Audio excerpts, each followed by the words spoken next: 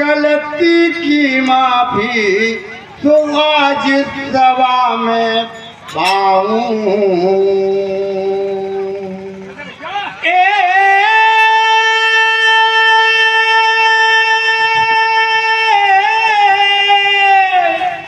अरे भूल चूक, अरे गलती की माफी आज सभा से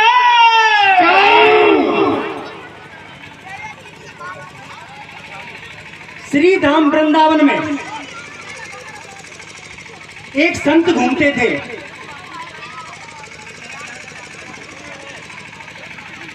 हर कोई देखकर उनको और ये नहीं कहता था कि बाबा जी आ रहे हैं या महात्मा जी आ रहे हैं या संत जी आ रहे हैं ना। हर एक के मुंह से बस एक ही आवाज निकलती थी, जज साहब आ रहे हैं। उनकी एक खास आदत होती रोजाना की, कभी भी वो मंदिर में प्रवेश ही नहीं करते थे। मंदिर के बाहर गए, प्रणाम किया भगवान को, धरती से धूनी उठाई और माथे से लपेट लिया करते थे। एक नए नए संत महात्मा आए मंदिर में, उन्होंने रोजाना ये वाकया देखा। तो एक दिन पुजारी जी से पूछ ही लिया कि लोग बाग इनको जज साहब क्यों बोलते हैं। सज्जनों, पुजारी जी ने बड़ी अद्भुत बात बताई कि पहले ये जज ही थे।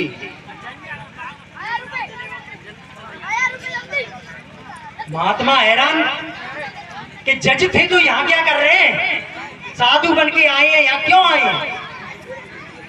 क्या इनसे कोई बड़ा गुनाह हो गया या इन्होंने कोई गलत फैसला सुना दिया?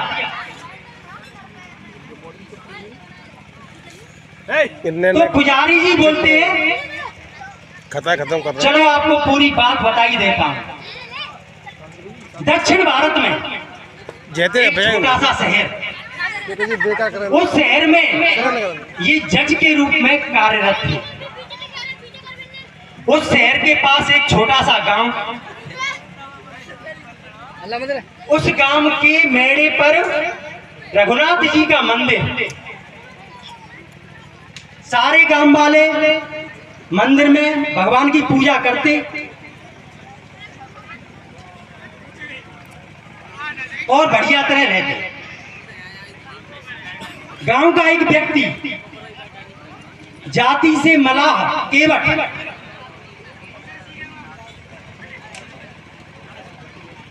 इतना सीधा, इतना सरल। लोग बात पूछते हैं उनसे कि केवट भैया ये बात कैसी? जवाब एक ही आता, मैं कुछ नहीं जानता सार, रघुनाथ जी जाने। केवट भैया ये काम कैसे होगा? मैं कुछ नहीं जानता, रघुनाथ जी जाने। उसके मुंह में रघुनाथ जी का नाम हर समय। इतना सरल के लोगों ने नाम ही उसका भोला रख दिया। केवट की एक बच्ची, दो बच्चे, बच्ची सयानी हुई, ब्याह की, मां को चिंता सताने लगी। तो मां अपने और केवट से किस प्रकार बेटी के ब्याह की कह रही है, कथा कीर्तन के माध्यम से सुनेंगे। अरे प्यारे, हूँ मैं तो अर्ज करूँ भरतर, सुनो दर ध्यान सवर कैसे गो, मारी छोरी को कर अब ब्याह हटिलेपन खट जाएगो, वो सोने प्राण प्यारे सासू दुलारे, ओ मैं तो अर्ज करूं कि अमान सुनो कर ध्यान सवर कैसे आएगो, मारी छोरी को कर अब ब्याह हटिलेपन घट जाएगो, दोने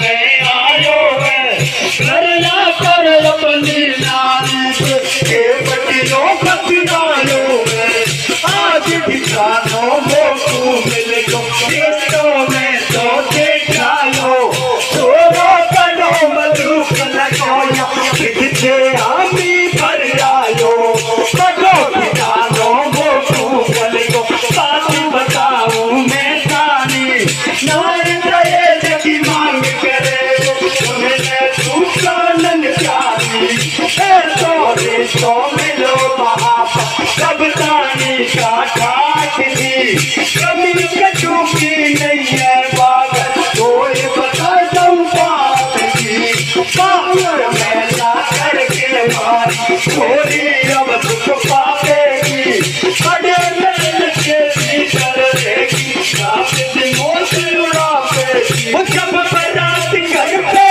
आई पति खाकर खूब कराई शादी की रस्म निभाई अब होने लगी अमिताई मैया तेरी मर मर के रोग बेटी तेरी याद सता दे कब ना छोड़ी मैंने लाड़ी मेरी मैया मोरे के आवे रोटी रोटी बतरावे छोड़े जाने के मोको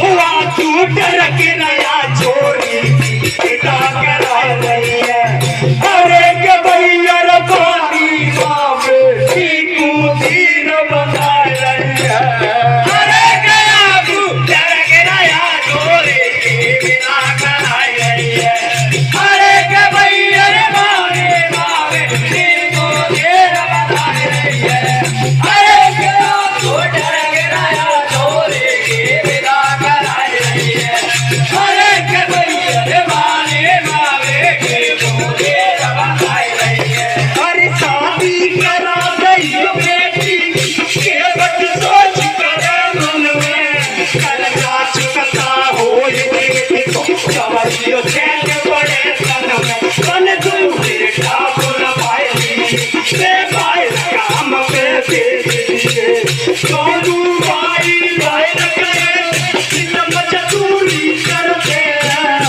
आपस में बेरहे प्रेम सोच काम करे आते जब कछु बिना बीते भाई धीरे धीरे समय गुजर आई एक बरस के बाद भी दोनों अपने घर पे आए घरया करके दोनों लड़का के बतियाए अब जाऊ कान लिए तू जाचो कर जाचो कथा करके आयो के बट पहुंचो जाऊ कान पाचे या बतियायो रे सुनो से तभी अब मैं करना कथा करके आयो मन तू नहीं सदन तेरियो सदन हम नहीं तीरो जाऊ कान में बाके बट खाना भैया निकाली है कथा दियो हिसाब बना के बटे को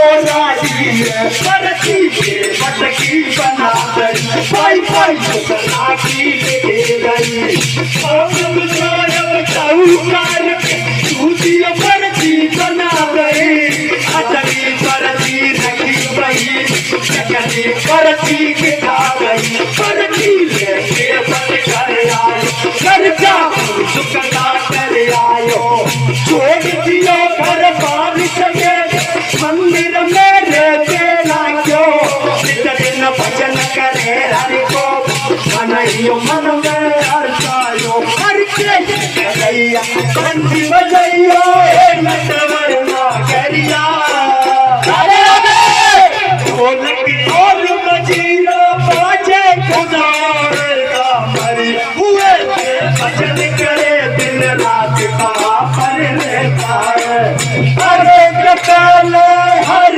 को भोग लगाता पीछे खाता है भजन करे दिन रात कहाँ पर रहता है अरे कपाल हर को भोग लगाता पीछे खाता है अरे भजन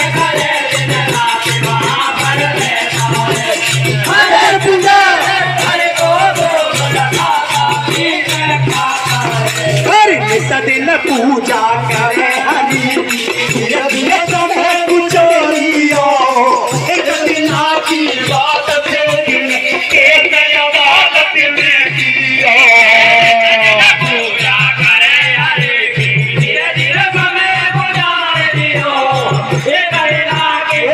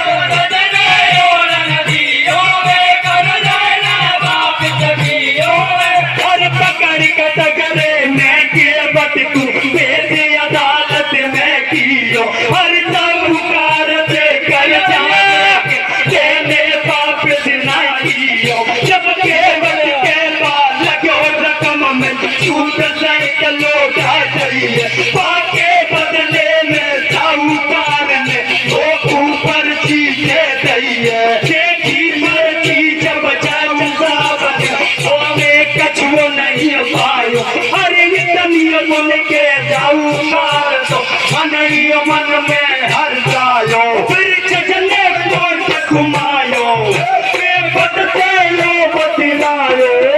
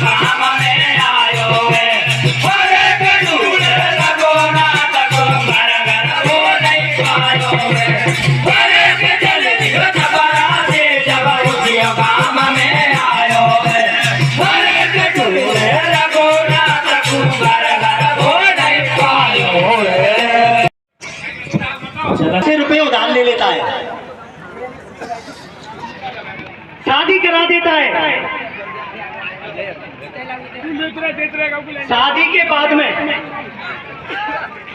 और उसको एक ही चिंता सता रही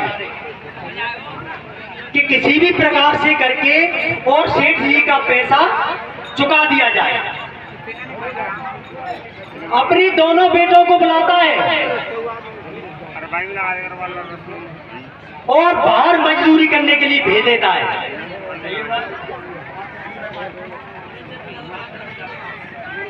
एक वर्ष बाद बच्चे लौटते हैं।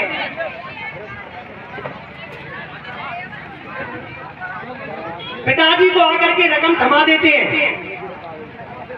कि पिताजी जिन सेठ जी से कर्जा लिया है उनको चुकता करके आओ।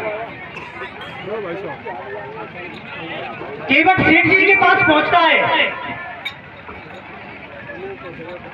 ब्याज सहित रुपए लौटा देता है सेठ जी को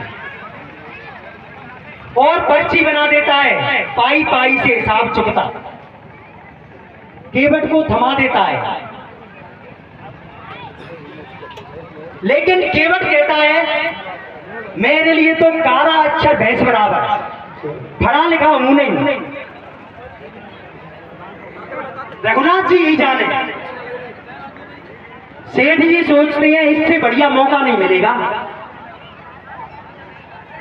असली पर्ची को ले लेते हैं और नकली ऐसे कुछ लिखा करके और केवट को थमा देते हैं। केवट निश्चिंत पर्ची को लाकर घर रख देता है और घर बार को छोड़ करके और उसी रघुनाथ जी के मंदिर में रहने लग जाता है।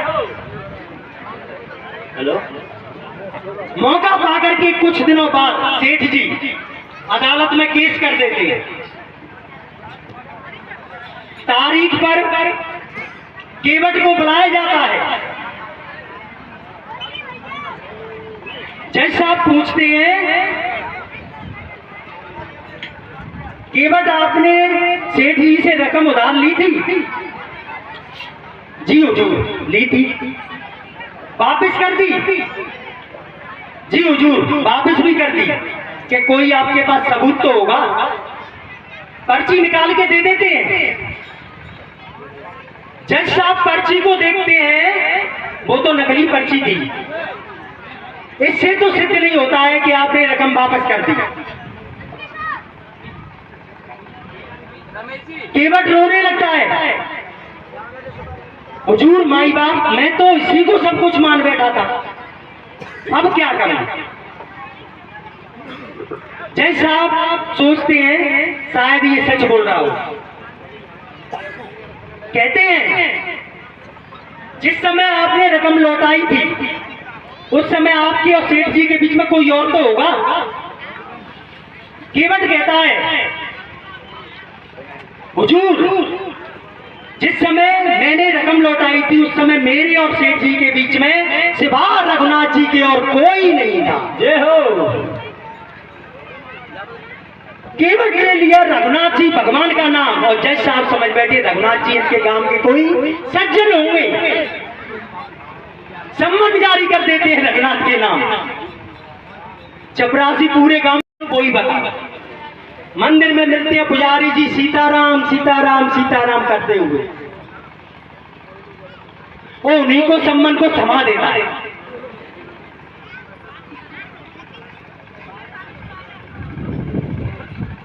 चपरासी देखते हैं पुजारी जी को सम्मन को थमा देता है। पुजारी जी देखते हैं ये तो भगवान के नाम का सम्मान है। कहते हैं जब भगवान ने मंगा ही लिया है तो मैं वापस क्यों करूं? हस्ताक्षर पुजारी जी कर देते हैं और लाकर प्रभु के चरणों में रख देते हैं और आंखों में आंसू लाकर एक ही बात बोलते हैं, हे प्रभु हे दीनबंध दीनानाथ, केवट का आपके सिवा इस दुनिया में कोई नहीं है, आप ही उसकी लाज को बचा सकते हैं। जैसे जैसे तारीख की नजदीक आई केवट की चिंता बढ़ने लगी। तारीख से एक दिन पूर्व और केवट किस प्रकार प्रभु से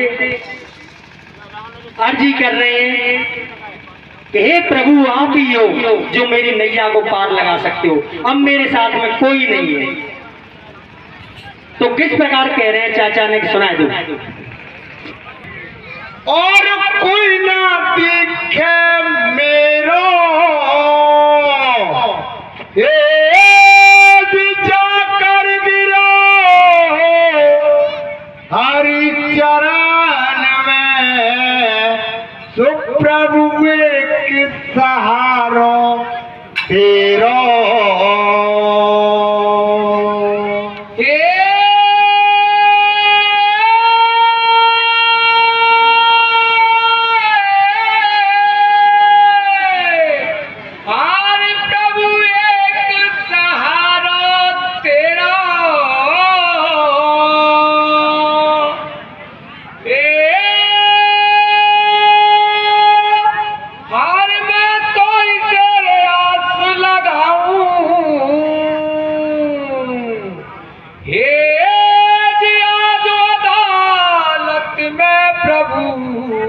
तो इंसाफ आप तेरे पाऊं,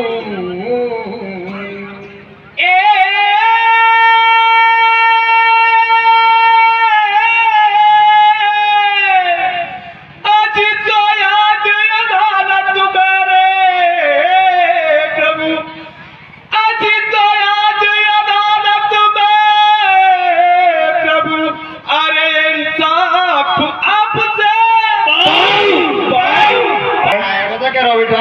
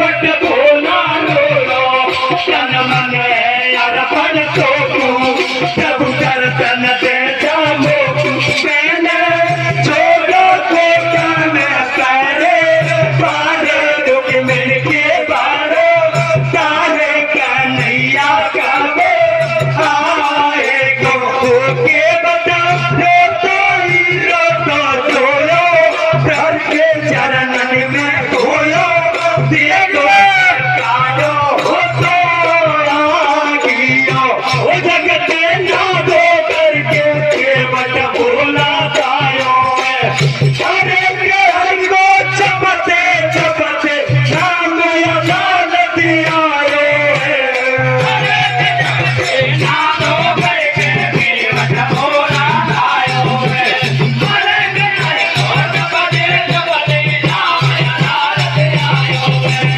अरे ना दो करके केवल भोला तायो पूरी कचहरी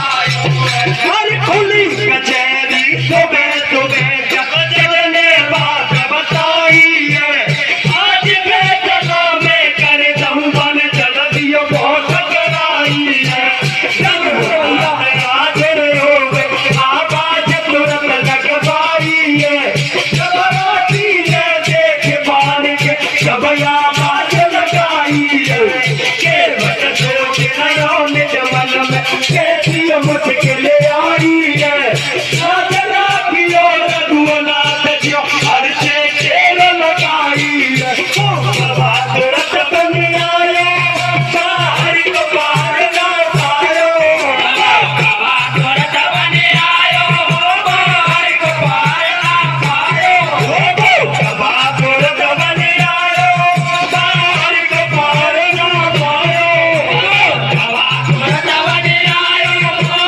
हरि को पार ना पायो बात रत बन आयो हरि को पार ना पायो प्रभु ने जग को हाल सुनायो रे वो कबा तुरत बन आयो प्रभु ने जग को हाल सुनायो रे वो कबा तुरत बन आयो प्रभु ने जग को हाल सुनायो रे वो कबा तुरत बन आयो ओ बने भोल दहिया सब बोलते कपटियो मना ओ बने भोल दहिया सब बोलते कपटियो मना के ओ बने भोल दहिया सब बोलते कपटियो मना के ओ बने भोल दहिया सब बोलते कपटियो मना के तेरे एक भाई भेजो जाके घर में बताई है अलवारी के में खाता भाई भाई एक भाई दियो जने खाता भाई बनाई ताके अंदर हम भेजो के असली बरती पाई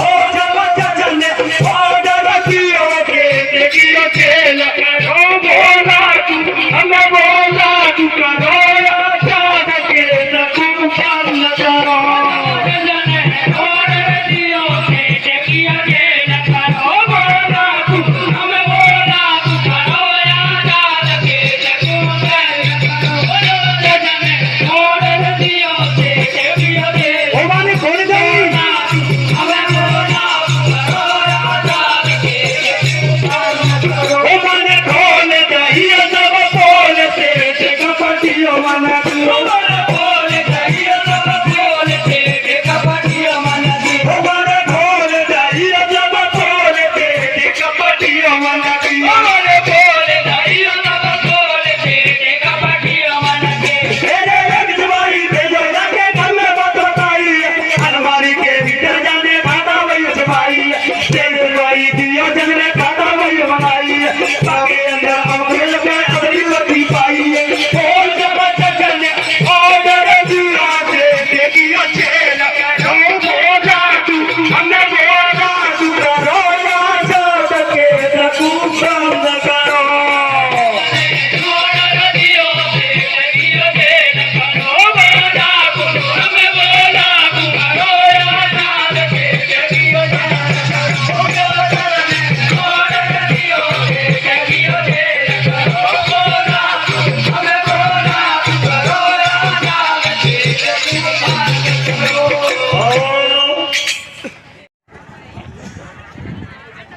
लटपटी सी एक वृद्ध की झुकी सी देह, माथे पर रोरी जादू चारों चंदन चढ़ाए हैं। जज साहब के सामने आज रघुनाथ जी गवाह जो बन आए हैं।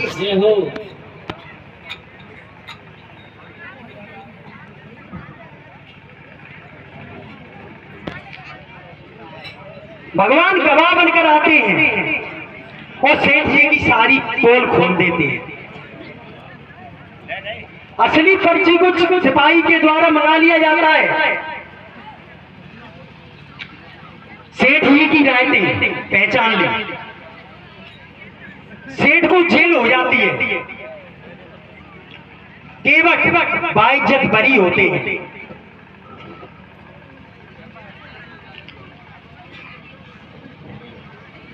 जज साहब बाद में केवट को बुलाते हैं अपने घर पे और पूछते हैं, ये रघुनाथ कौन था तुम्हारे गांव का?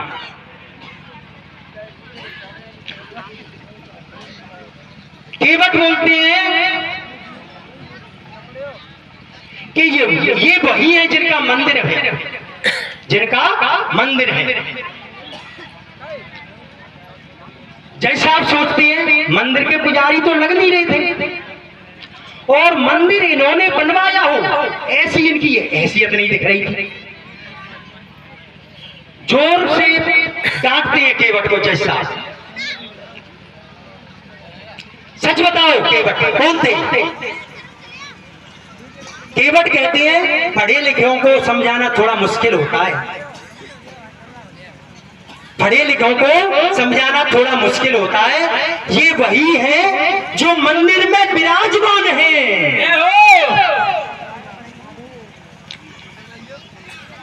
जैसे आप चौंकते हैं, भगवान जिस ईश्वर की अदालत में एक दिन सभी को हाजिरी देनी पड़ती है, वो ईश्वर मेरी अदालत में आई और मैं उनके सम्मान में खड़ा भी नहीं हो पाया, तो किस प्रकार की और जज साहब को पश्चाताप होता है और उनका हृदय परिवर्तन होता है। कथा कीर्तन के माध्यम से सुनिए। और हाल कौर समझाए ये कीमत को अब जज साहब ने तो भैया घर पे लियो बुलाए और घर पे लियो बुलाई कि बट नहीं हाल सुनायो ये सुन के बट की बात आज बोल मन ही मन घबरायो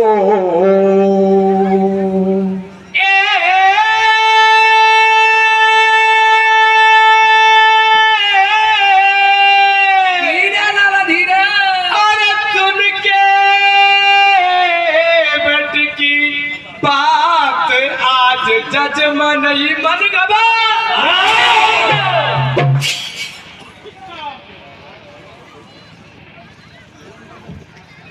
देखो बात सुनी के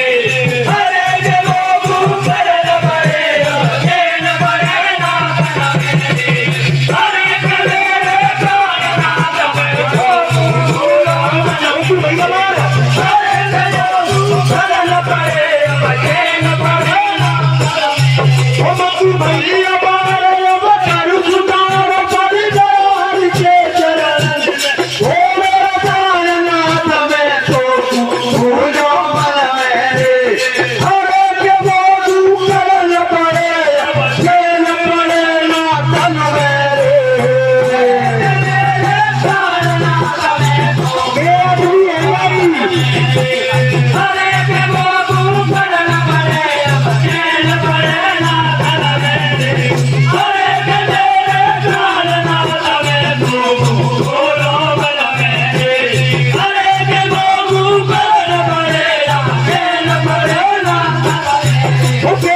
कभी है गई आज प्रभु सेना पर पहचान सको दुख तो मोए बटे जियो बात को सेना हर को जान सको मैंने देखी दुनिया सारी मोए सच्चों गिरधारी है देखे अदालत में प्रभु की एक दिन सब तू है नो तेरी अदालत में प्रभु चारों को ढोरे भगवा तम ज्ञान हुआ भाई जज वृंदावन पहुंचो जाई छड़ो जगत नहीं है पायो कुर्सी पे बैठो रे दो साब बरोल मजाई रो छोटा तोरे दो हरि पार न तेरी सच सब हुआ अचानक जाने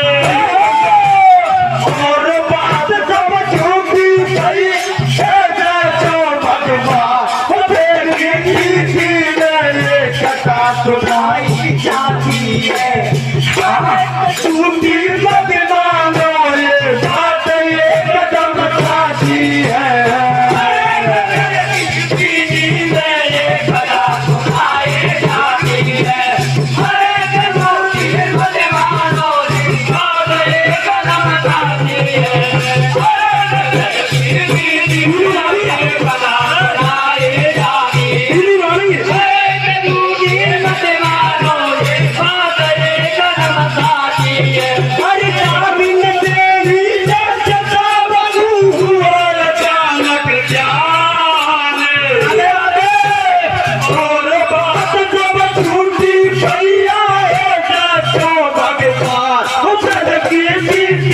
मेरे कथा सुनाई जाती है हरे झूठी मत मानो ये बात ये कदम खाती है